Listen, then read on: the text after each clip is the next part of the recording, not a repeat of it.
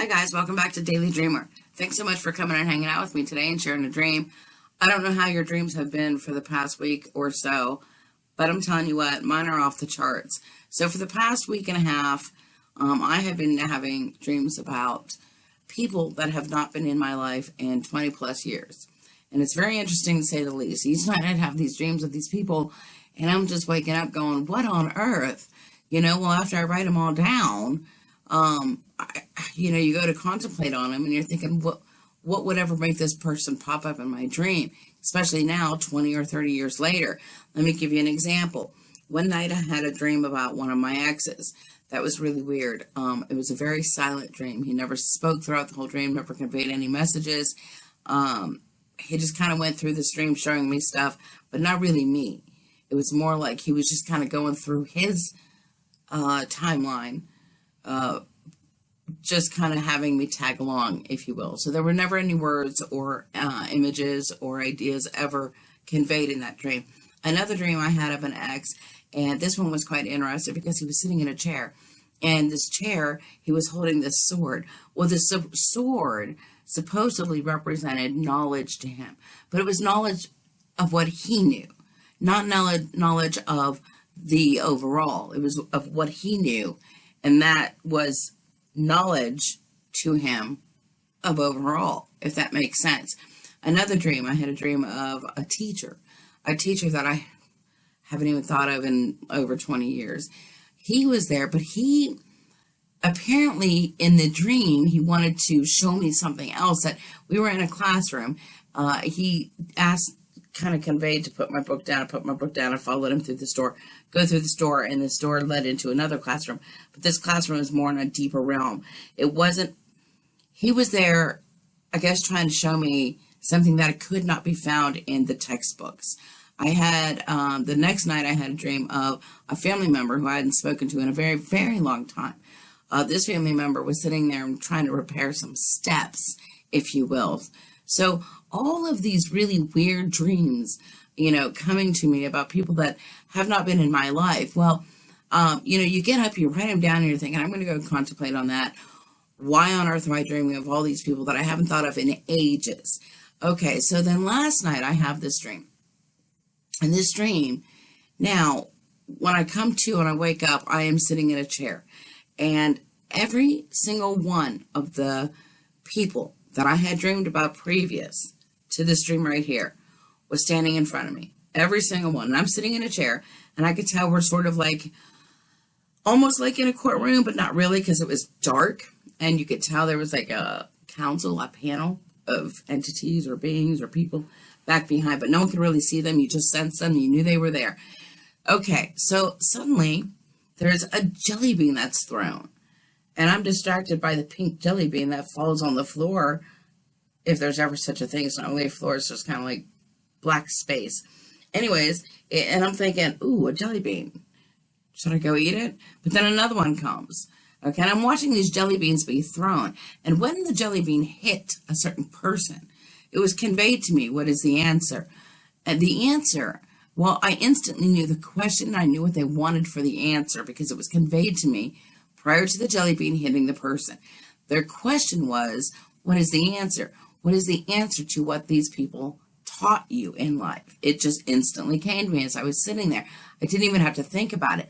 And I let them know. Like, for instance, for the one with the X with the silence, he taught me how to go inwards. The one with the knowledge of self, he was the one that taught me that it was actually knowledge over here that was important above, not knowledge of what you think, at least in his opinion, because his opinion wasn't mine. There was more to knowledge than just what you know. And the teacher one, he beckoned for me to go a little bit deeper, something that I could never learn in a textbook, forcing me to go inward to dig deeper on a deeper level. The food guy, the guy shopping in the grocery store, the high school guy, what did he teach me? He had actually taught me that eating was very important because he was a rather large male in this dream. And apparently his choices led him to have to battle that. His choices now had to be selective and smart, thus showing me that it does matter what your choices are, because it can either be a battle or it can be enlightenment, depending on which way you choose to go. On and on it went. The family member that I hadn't spoken to in years, him repairing the stairs, he was repairing them to get to someone or something he felt was very important. Apparently, the value of reaching wherever he needed to reach was of more benefit to him than it was for his own little stubborn opinion of maybe that repair doesn't need to be made. But so all of these lessons that I had learned from these people, and I instantly knew what they were, because when the jelly bean hit, it was almost as though a light bulb went off in my head. Ding, the answer the question, and I would spit out what lesson I learned from each one of these. When I was done and the lessons were reiterated, every one of the people that were standing before me reached down and they picked up these jelly beans, and they picked every one of them up, because there was none of them laying on the floor. I don't know how they did it so quickly, but they did. What did they do with the jelly beans? They started throwing them at me. Okay, and then at that point I was back to consciousness. So, okay, it was at that point that when I woke up, I had this self-realization of what the message may be that I needed to bring back to you. So what do you think the message is? Well, let's go find out, shall we? Okay, guys, so what do you think that dream meant? Well, I'll tell you, when you gather them all together, and then with the fact that they showed up last night, and I had to reiterate this lesson, it came to me that there is a self-realization going on. I have learned all these lessons, okay? So what is self-realization, and why is it important? Why can we not go anywhere without self-realization? Without understanding that self-realization is the actual goal of life, our lives can be very vague. They can be blurry. They can be chaotic. Without self-realization, we are just literally doing. Okay, we are just literally coming and going without even a clue as to why we are doing it. We're just going through the motions. Sometimes you just get to a point that even with all of the knowledge that you have obtained here, all the goals that you've reached and you've achieved, all the daily mundane activities, they're just not satisfying anymore to you. You are craving something more. You find yourself wanting something more. There's got to be something that makes all of your hard work and whatever it is that you've gained here. There's got to be something more than just waking up doing the same thing each and every day, right? So you're tired of all the distractions in life. You find yourself being swayed with, egoic opinions one way or another. You find yourself getting caught up in the hype of things like political protest, emotional baggage, drama, then you get to a point where you're just tired. You're just done, right? Well, it's when you get to that point, okay, of everything being like on this level, you're just not being satisfied anymore. It's at this point now that in the third dimensional aspect of life that you find yourself craving more, that you're able to go within. It's at that point that you are trying to start taking a moment for yourself, for self-realization. Right now down here in the material world, we are consumers. We dabble in the world of material items. We are taught that if we work hard, we can get great things. But what are great things? Are they material? Are they spiritual? Is there even more in the material world that we could possibly even want? Of course there is, and there always will be. But eventually, you get bored. Eventually, you want more. And maybe sometimes not more in the material aspect as it is that you want more out of life. Okay, on a deeper level. So what does that have to do with self-realization? Well, if you ask what the definition of self-realization is, you're going to find that there are two very different explanations for it. One being secular and one being spiritual. In the West, it's more secular, both on a psychological and philosophical version style. They believe that your self-realization is being all that you can be in a very unlimited, expansive state of being. Okay, in other words, the West promotes the realization of the self's fullest potential, the egoic self being at its very best, and everything that they've done in learning and accomplishing and in knowledge and intellectual, learning. However, in the East, it's more of a spiritual one. That version of self-realization is the knowledge and the embodiment of our true nature, or the higher self beyond the ego. It's like understanding that the tree, in order to grow and be whole, needs to go through and have its roots turn into its trunk, turn into the branches that turn into the leaves. So, which definition is correct? Both. None of them are wrong. They both equally hold each other up in the fact that self-realization, they understand that they are both essential in the growing of ourselves as a whole.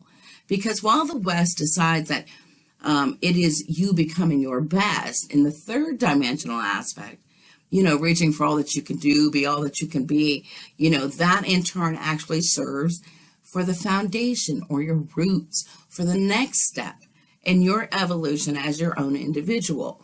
That's going to lead to the Eastern belief of going inward to reflect and learn about yourself on a deeper level. There are three realms of aspect to this self-realization that you need to consider. You've got the lower, you've got the middle, and you've got the higher. These are realms, okay? The lower realm is where we go in our daily lives with our friends, our family, our coworkers, colleagues. It's your foundation. The middle realm is the more deeper world. That's where, that's the inner realm. That's where you're going to be told to go and take 5 minutes a day for yourself, to go within, so that you can deal with issues that are below the surface. That is the Eastern philosophy. It's tuning in to deal with your inner thoughts, your dreams, your feelings, your instincts, the subconscious wounds that never really did heal. This is also the realm where at the very core lies your soul. So if you take these two realms and you put them together, you have the foundation of the ego realm, the Western version of self-realization. Then you have the middle ground, okay? You want to mesh that with the Eastern self-realization of spiritual going inward. You mash it together, and then guess what happens? Now you're able to actually deal with things to be able to transcend to the higher realm. And what is the higher realm? The higher realm is where material items do not matter anymore. That is the realm where mental issues no longer bring you down because you've been able to go within to clean them out. That it now brings you to that upper realm of transcending your body, your mind, your spirit into your self-realization.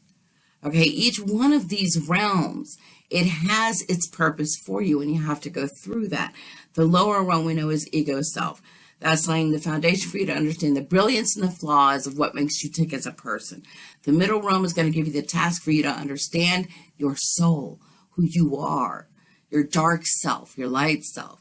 And the higher realm is the understanding that everything that you have learned about who you are, what makes you tick, it's understanding that it is vitally important to understanding what your answer is to why it is that you are here.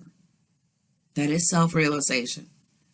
It's you coming to a point where you know what your gift is to be able to share with the world. It's in this realm that the material items do not matter anymore. Here we know that the soul itself will permeate all three layers of your existence. And you can see and you can understand that so very clearly that it doesn't matter if you come back down to the third dimensional realm of, political protest. It's not going to matter because your energy and your vibration is now in a higher state. This is where you're able to find your calling, your gift, so that you could share it with the world. Self-realization is a journey, okay? And it could take you a few years. It could take you maybe decades. And sometimes, which is most common, it actually takes people lifetimes to be able to come to that self-realization and find it. But once you are able to find it, you now see how sacred and worthy that path was. And you understand how it was worth every single bit of your time, your effort, your sincerity, your dedication, and your pain. Ultimately, you realize, and in self-realization, that it's the path of enlightenment. It's the path of true freedom, the path of love. So how do we actually go about trying to start to find this place now that we know what self-realization is? Well, you start by taking your 5 minutes a day, folks. Then eventually you want to go ahead and have it lead to longer stretched moments of contemplation and meditations. You got to work up to that longer time. You can't just go in and sit down for an hour and then come out and go, well, nothing happened. I sat there for an hour, nothing happened. That's not how it works. Like I said, it's a process, okay? It's a journey, all right? You could do plant medicine if you want, but if your intent isn't clear and your respect, or you don't have a clear conscience, and that's not there, that's not going to work for you. Plus, you've got health issues you've got to deal with, so make sure you consult your doctor if you're choosing on doing plant medication. You can also go into different states of altered consciousness. You can go into dreaming. You can go into astral travel. You can go into trances. You can do breathing work. That also helps for self-realization. Try immersing yourself in nature. I mean, that always helps because it reconnects you with your inner vibration to reset yourself. Okay? So remember, though, give yourself time. Be patient with yourself. Okay? This is not going to be an overnight process. This is a process of understanding that the sooner that you are able to go with the flow and the flow of life and the flow of your own inner journey, your own spiritual pattern will eventually unfold itself for you. Okay, you'll be able to see this and you'll be able to transcend beyond the chaos of the lower realms. You're going to be able to see that your self-realization will automatically hold you in that higher state of vibration. So it is important for you to go ahead and find out what your self-realization is. And it's important that you understand that absolutely nobody else is going to be able to show this to you. This is a very private journey for you, a very slow process. So remember, guys, the harder the struggle, the greater the reward, the greater the triumph. And we know right now, currently in this day and age, the greatest struggle of all time is realizing your own self-worth. Till next time, folks, many blessings to you and sweet dreams.